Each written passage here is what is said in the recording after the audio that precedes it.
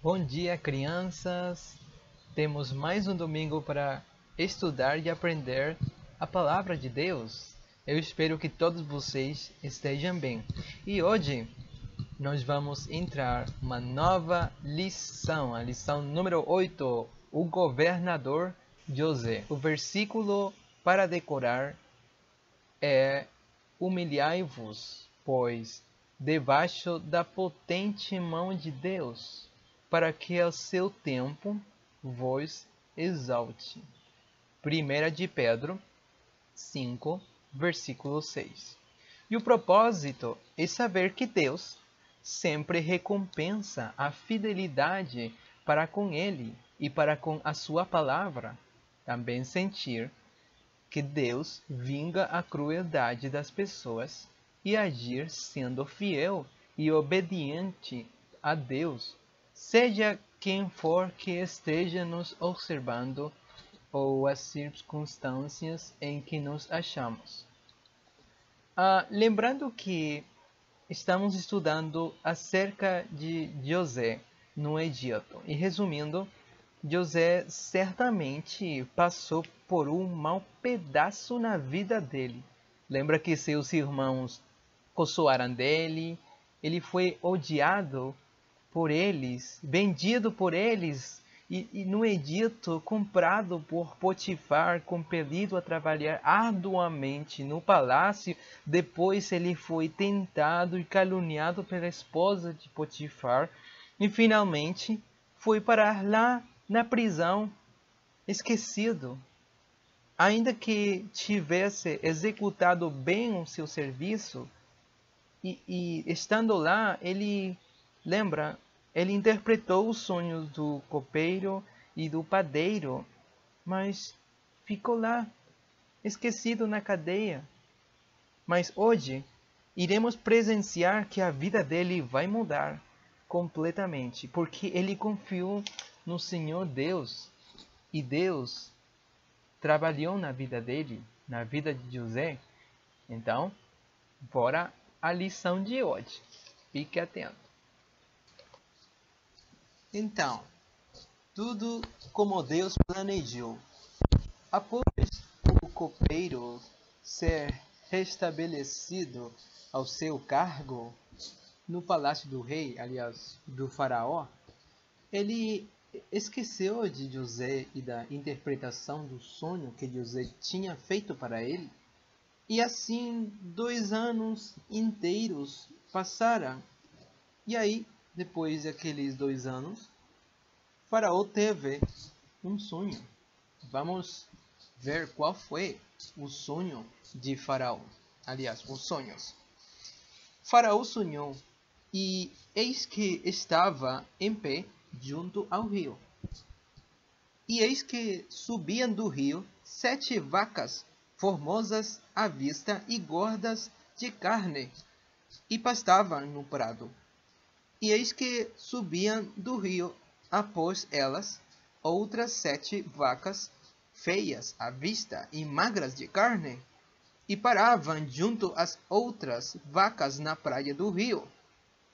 E as vacas feias à vista e magras de carne comiam as 7 vacas formosas à vista e gordas. Então acordou Faraó. Depois dormiu e sonhou outra vez, e eis que brotava de um mesmo pé 7 espigas cheias e boas. E eis que 7 espigas miúdas e queimadas do vento oriental brotavam após elas. E as espigas miúdas devoravam as 7 espigas grandes e cheias. Então acordou Faraó, e eis que era um sonho. E aconteceu que pela manhã o seu espírito perturbou-se, e enviou e chamou todos os adivinhadores do Egito e todos os seus sábios, e Faraó contou-lhes os seus sonhos, mas ninguém havia que os interpretasse. Não foi por acaso que Faraó teve esses sonhos. Quando chegou a hora designada por Deus, Faraó sonhou. Também não foi por acaso que os adivinhadores do Egito não conseguiram interpretar o sonho. Certamente foi Deus que fechou os seus entendimentos e ele estava planejando tudo. Por outro lado, Satanás poderia ter usado os mágicos ou adivinhadores para derrubar o plano de Deus. Mas como é maravilhoso saber que aquele a quem adoramos é muito maior e mais poderoso do que Satanás.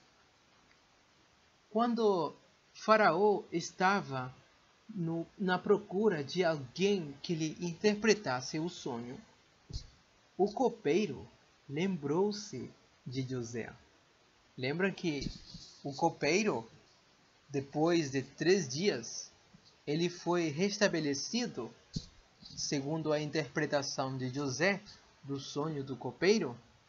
E o copeiro tinha esquecido de José.